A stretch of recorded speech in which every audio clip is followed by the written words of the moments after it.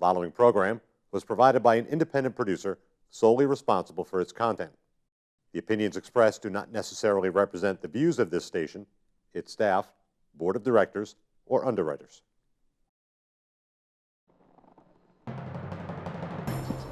Every day, citizens around the country are faced with new dilemmas. Dilemmas that affect them profoundly. Whether it's injustice, discrimination, falling through the cracks, scandals and cronyism, balances of power, ethics, religious freedoms, state versus citizens, and unfunded mandates, and the list goes on and on and on. Welcome to Speak Up.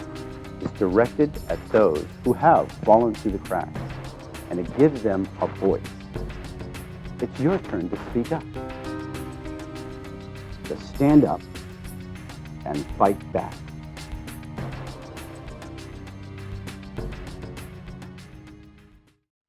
Welcome to another episode of Speak Up. I'm Kevin Avard, your host. Today, I'm joined by Harry Bickford, and he's going to tell his story about a wrongful incarceration and what it cost him.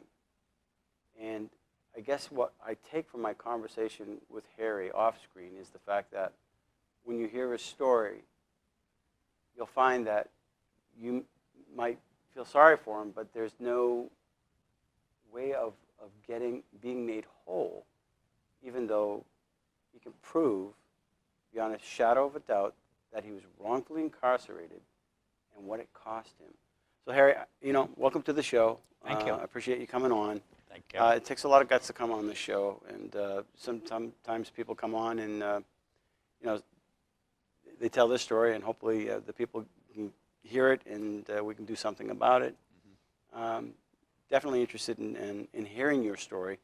Kind of a weird story. It's one of those things that there was like just a series of events that just keep piling on, and you just kind of wonder, God, are you talking to me? Right? Mm-hmm. So when I first saw you, I said, so are you an owner of a corporation or something of that nature? And you said, yeah, you used to make vests, and you had a business that you inherited with your dad. Is that correct? Well, actually, we formed it together. Okay. And you've had that for years? Well, actually, it began in the 70s, and it ended in the 70s. Okay. Due to changes in the way the United States was doing business, what the EPA was doing with the mills, the tanneries, the paper mills, the woolen mills. A lot of them closed down over the years, yeah. That's where we bought we bought everything from local manufacturers to construct our goods. Mm-hmm. Our products always left our factory with a tag that said "Made in America, by Americans, using American materials." Yeah. And once the American materials were no longer available, so many of the small businesses that were spawned from these big manufacturers, the cottage industries I'd like to call them, mm-hmm. went away.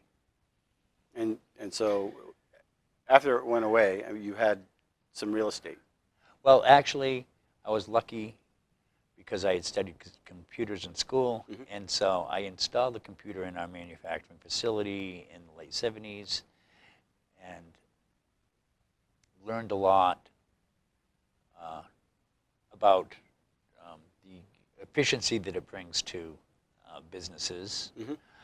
and I pursued that avenue and ended up in the computer industry for a good 20-some-odd years. What exactly did you do? I was a mainframe computer analyst. Okay. And so this was a job or your business or both? This was, I worked for Peerless Insurance, Keene, New Hampshire, which is now Liberty Mutual. And I worked for Sallie Mae, which was the Student Loan Management Association. And I also worked for first Marblehead education resource in Boston as a consultant for a while. All at the same time? Well, no, that was through the years from, I guess, 1990 to 2003. Okay. So in this time, you had some properties, too. You were a Yes. landlord of some sort? Yes. I had an historic building. It was the first Avon lady's house that I tried to restore. And it was an uphill battle with the town. Mm-hmm. And my dad had a 3-unit apartment building that used to be our factory outlet store that we converted. How big, approximately? The properties, they were both on less than, all 3 of them were on maybe, half-acre lots. Okay. One apartment building was, well, it was a retail store. We turned it into 2 one-bedroom apartments and 1 2-bedroom apartment. Did these properties need constant upkeep? Yes. All right. And so if you were to miss a couple weeks away from the properties, Then the place would fall apart. You had to be there all the time because it was high maintenance. yeah, it's high maintenance, including the tenants, because the tenants, I mean, they weren't the brand new buildings. They were hundreds of years old. Right. So they weren't, okay. And so how many tenants did you have approximately?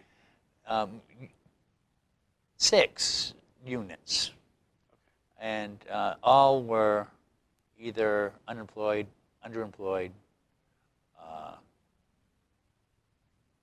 disabled. They all were in need of public assistance. Right. And along with that, if you're a landlord, you know that sometimes requires you to be on site to fix things that are being either busted up. Yes.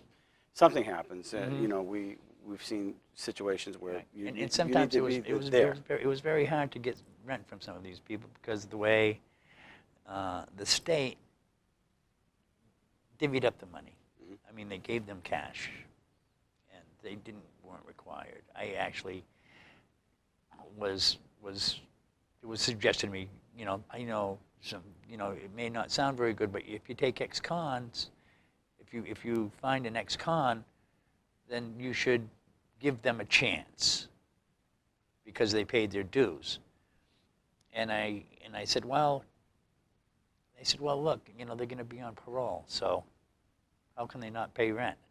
Well, the parole board does not care if they pay rent. They really don't care what the parolees do. And so you took that burden on yourself, and of course, so there was high maintenance with the, and they didn't pay. And there was the high ex-cons maintenance didn't pay. with the whole process. Right. And so you have the income property. You had a business. Things went sour. Yes. With the business, and also with the not the Fannie Mae, but the Sallie Mae. Sallie Mae. That's when everything seemed to crash with the markets. Is that? Well, no, that was before the crash. The crash was in 2008. I left in 2003. Okay, but there was something went sour with it. I thought. Something went sour. I mean, there were 3 of us that left Washington, D.C. That's where the original data center was, and they were acquired, or Sallie Mae acquired USA Group, which was a student loan originator. Okay. Sallie Mae was a management company, and student loan management, they managed the loans, including all the federal loans. And they started buying up collection companies too. So they were pretty much an all-in-one. And at that point, they were no longer under the GSA. They were a private corporation. And something happened to them. Actually, I'm not sure exactly what happened to them because I didn't follow them that close. I know that they're not Sallie Mae anymore, though. Right. But you had an income with them. From what I'm gathering. They didn't want anybody from Washington, D.C. butting into their Indiana affairs. They didn't. We made a lot more money. Okay. Because we were coming from D.C. and I was making the same amount of money as an analyst as my director was. All right. And they were trying to get rid of us. I was the last one to go. It took one day before my contract was up. All right. And so you lost that contract, or you lost that affiliation with them. Yes. And so, Then I came back to New Hampshire to try to do the apartment, try to right. build that So, back up. so we had a closed door here. You came back to manage the apartments. Uh-huh. And then all of a sudden you got some wonderful news in the mail. That's right. I had another daughter I didn't know about. Okay. That was actually while I was at Sallie Mae. Okay. But you got this letter, and it said, by the way, you're daddy, Yeah. 11 years later or whatever. Mhm. And you said, well, okay, let's do a DNA test. Mhm. And sure enough, Yep. you're daddy. Yep. Keep in mind, you have 3 other children. Two other children. Two other right. children. Mhm. And so you did the proper thing. You said, all right, I guess I owe child support. Mhm. So we went to court and it settled on an amount, which I paid loyally, as long as I could. Wow, but Until- you weren't making the money that you were making. when Oh, that- I was making nowhere near the money. I But was. the established amount was based on prior what you were making Yes. prior to that. You lost that contract, Yes. and now you're working with these individuals that aren't necessarily paying their bills or paying their rent, That's correct. and you're having to upkeep with Uh-huh. your own finances. Mhm. So you get the letter, and all of a sudden, oh my gosh, what is this? I have another child. Yes. And you make the arrangements. Okay, W-2, say you make this amount, so we're going to base your child support on this amount. Right, 1/3 before taxes. Instead of hiding, you went and you said, okay, let's do Right, it. they wanted 1/3 before taxes. You went 1/3 before tax. Okay, so now you're making all these payments, but financially, the money's not there. And you find yourself running up against a brick wall. You've tried to make some compromises and Yes. work with the Department of Health and Human Services. Yes, actually, I got a letter saying, stop coming to our office. We don't want to see you anymore. Stop making the payments by mail. They didn't want to talk to me. You got that letter? I'm not sure if I do or not. That's Keep your receipts. I had well, what happened was I had 2 file cabinets, but when they started taking my property away, there was no place to. So that's where I want to head with this next. So you get the letter. They say they want to stop seeing you. You're not able to make the payments. What happens? Well, I got a letter saying that I was delinquent and that I needed to pay $3,000, and so I went to child support office, the Department of Health and Human Services, and talked to the individual that was handling my case. He said, "No way, you come up with the $3,000, you go to jail." So I couldn't come up with $3,000. I had half of it. I offered her half. No, I need it all. And so, stupid me, I skipped this court date, and I went to try to sell almost everything that I could at auctions in order to raise the money. Somebody called and said, this guy's at the auction. They picked me up, and they brought me to County jail. the county jail to be held for a hearing in front of the Superior Court. Okay. That date came 10 days later. That was normally what happens when you go to jail for the first time for child support. They give you 10 days to let you think about, and they let you spend it in solitary confinement. So the 10 days came up. I went to court. It happened to be on March 28th, 2011. That was the day that the computer systems were taken out of service. Court was canceled, except for those child support cases from the jail. So I went, and another individual went. The judge essentially told me, okay, you have to look for 3 jobs a week. You have to keep in contact with child support, the Department of Health and Human Services people. Let them know what you're doing. Report there every week with your 3 jobs. And I was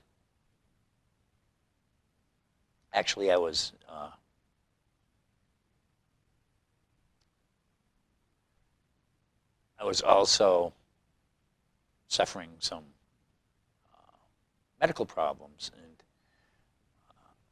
I was deemed unable to work, but I mean, I tried looking for work anyway.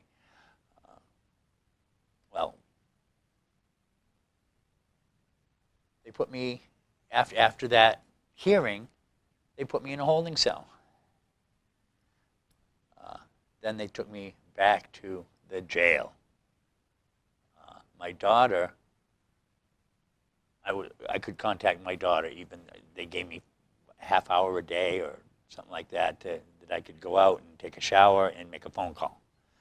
And so I was in constant contact with my oldest daughter, and she was calling Department of Health and Human Services and the Sheriff's Department to find out when my hearing was. They said there is no hearing. The jail had no record of me being there. But you were in solitary confinement. I was in solitary confinement. I actually had a district court date that I missed, and they issued a bench warrant for my arrest because You didn't show up because... I was in jail. They have a list from the jail that goes to the district attorney prosecuting cases every single morning before court. So they can bring people in from the jail if they need to be at a hearing. Well, they just issued a bench order on me because I didn't show up because I was in jail. Later on that month... You were in jail, even though the judge said you can go out, make sure you look for 3 jobs. Yes. And try to do what you got to do. Yes. So in the meantime, you wait over here, and so they put you in solitary confinement again. Uh-huh. That's basically what you're telling me. Yes. And so now you're in solitary confinement. Your daughter's going, wait a minute, where is he? Uh-huh. And we don't know where he's at. She knew where I was because I was talking to her every day. But nobody officially. Right, but nobody else seemed to know where I was. All right. And so this goes on. So now you're in solitary confinement. You think you're going to be getting out. It's not happening. Are you still able to go out for a half hour a day and talk to your daughter? Yes. And she was giving me updates on what she was trying to do. Okay. So, hey, wait a minute. I'm still in here. Mm-hmm. Yeah, you're not supposed to be in there. Who do I talk to? Well, I talk to the judge or talk to the sheriff or talk to the clerk or somebody. She got to run around. Nobody knew what was going on. But then again, those computers messed up the entire court system for a good 2 or 3 months. So you're in solitary. The paperwork hasn't been processed. You committed no crime. Right. You did your 10 days. Mm-hmm. How long were you in that solitary confinement after that 10 days? After that 10 days, I was returned for another 40. 40 days? After, so that was 50 in total. And when did this happen? I was picked up. The original court date was March 28th, 2011. And this all transpired from 2011 to... Right through for 100 days, from March 17th, 2011, for 100 days. So how did you get out on the 100th day? That's the funny part. After you get out of court, family court, they will send you a letter saying if you change your address or anything changes, you have to notify Department of Health and Human Services immediately. Well, that letter went to my house. The house that needs the daily care.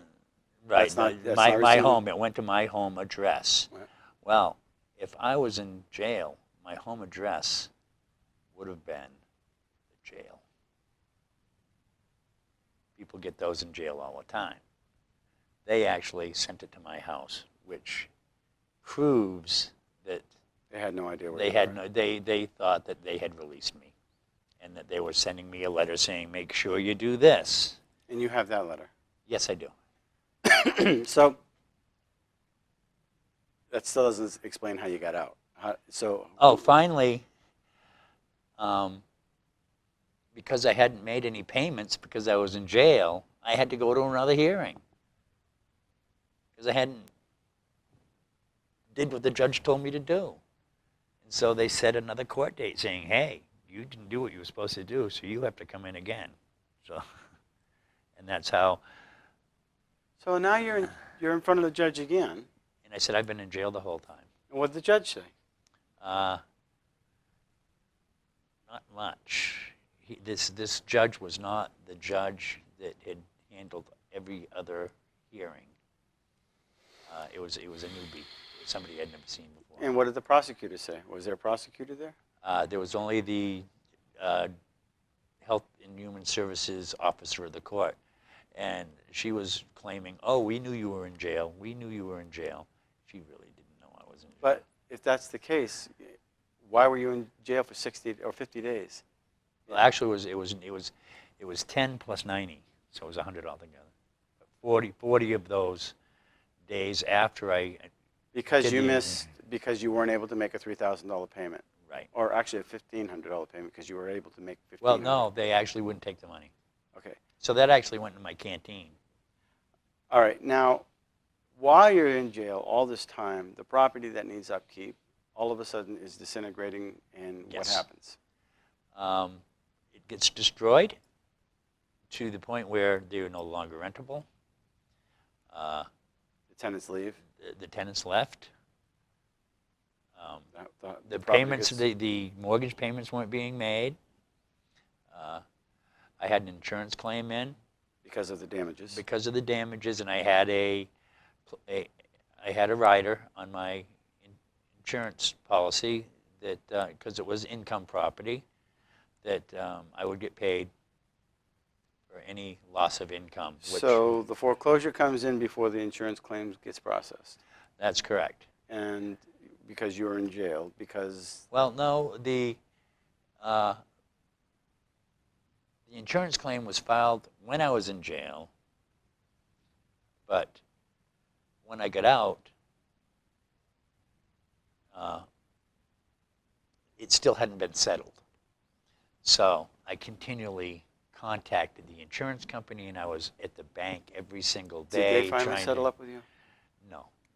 A day before Bank of America, Wells Fargo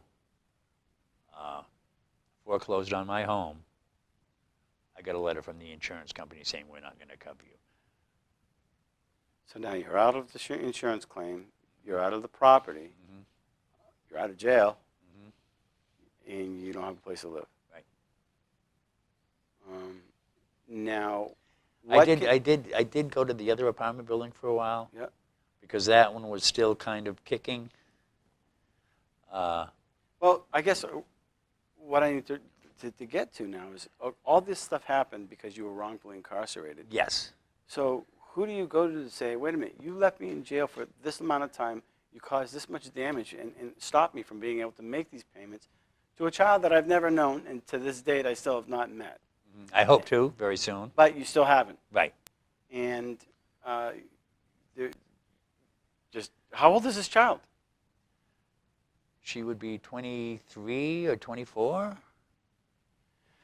And so your livelihood was taken away from you. Your ability to make a living was taken away from you because your freedom was taken away from you. That's correct. Based upon all this information, who do you go to and say, look, somebody needs to make me whole so that I could get to restore my reputation, my sanity, my life, because this has all been taken away from me?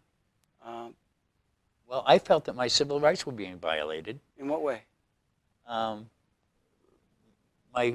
freedom was taken away because I was sitting in a jail cell that I shouldn't have been in.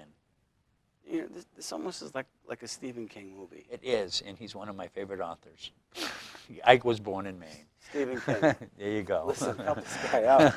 There's an endorsement. It's not funny. It isn't, but I mean, he's actually used my name in books before. He's used Bickford Road and Keene, New Hampshire. Where I came.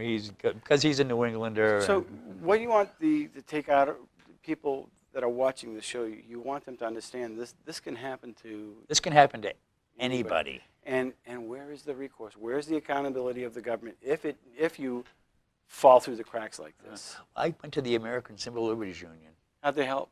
They did not. Why? They said, we don't do child support. But this really isn't a child It's support. not a child, and that's what I tried to explain to them. And they wouldn't have. Has any attorney taken up your case? No, and I talked to quite a few. And why wouldn't they take it? They were afraid that They would tick off the judge. They'd tick off the judge. And never win a case again. Never win a case again. Yes. I heard that before. Uh-huh. Is there a way? Are you okay now? Are you living with your daughter? Or are you? No, I am now on disability. I'm living in a trailer in Florida. But you're up here in New Hampshire to tell your story. Yes. Okay. And we appreciate you telling your story. And how's Florida these days? Very hot. Yeah. 110 and like 90% humidity. Yeah. Okay. Watch out for those alligators. Yeah, I know. And mosquitoes. Do you want people to be able to contact you? Yes, I would. Okay. How can they contact you? Is there an email? Is there a phone Yes, number? harry.j.bickford@gmail.com. Okay. Can you say that one more time real slow? Harry, H is in hair. Yep. A-R-R-Y dot J is in John dot Bickford, B is in boy, I-C-K-F-O-R-D @gmail.com. Well, we appreciate you telling your story. And hopefully somebody will be able to contact you and help remedy the situation. And maybe we can find a solution, because we don't want this happening to somebody else. If the system breaks down, the people that fall through the cracks, they've got to be made whole. They have to be made whole. And there was an injustice that was served to you. And I do hope that you meet your daughter eventually. There's a good chance now that I'm up. Now that I'm up here, I've been here for about a week, and things have been very busy. But we talk on Facebook. Okay. That's a start. So it's a start. It's a start. Thank you.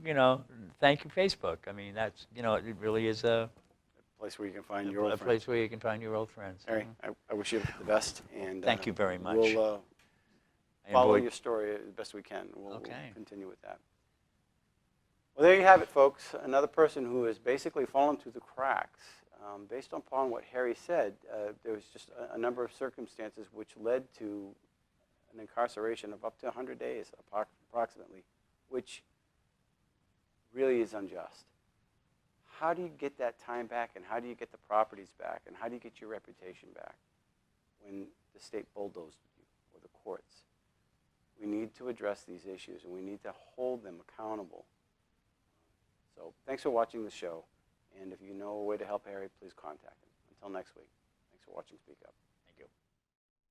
Thank you for watching Speak Up, and we want to thank our sponsor, Avard, the Dean of Clean, the carpet cleaner in the Nashville area. If you want to contact them, call 603-521-7657. Thanks for watching. Every day, citizens around the country are faced with new dilemmas that affect them profoundly. Whether it's injustice, discrimination, falling through the cracks, scandals and cronyism, balances of power, ethics, religious freedoms, state versus citizens, and unfunded mandates, and the list goes on and on and on. Welcome to Speak Up. It's directed at those who have fallen through the cracks, and it gives them a voice. It's your turn to speak up. To stand up and fight back.